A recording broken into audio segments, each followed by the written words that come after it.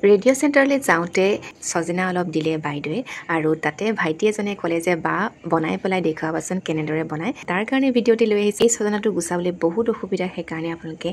চুজখিনি গুচাই ল'ব পাৰে নহ'লে চোকা কটাৰী থাকিলে বাকলিখিনি গুচাব পাৰে তাৰপিছত ধুনীয়াকৈ ধুই পখালি মিহিকৈ কাটি ল'ব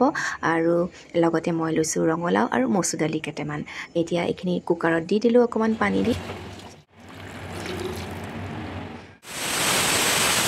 আৰু ইয়াত চাওক হৈ গ'ল তাৰপিছত এইখিনি মই চালনি দি চেকিম আৰু লগতে পানী অকণ দি গোটেই যিখিনি ইয়াৰ ভিতৰৰ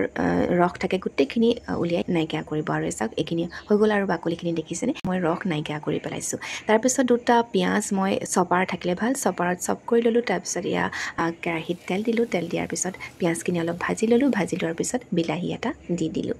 বিলাহীটো দিওঁতে অকণমান নিমখ দি দিব তেতিয়া বিলাহীটো সোনকালে গলি যায় তাৰপিছত দিলোঁ হালধি জিৰা ধনিয়া গুড়া লগতে জালুক অকণমান এইখিনি দি দিলোঁ বেছি মছলা নালাগে কম মছলাতে হৈ যায় আৰু এইখিনি দি ধুনীয়াকৈ ভাজিলোঁ ভাজাৰ পিছত যিখিনি মই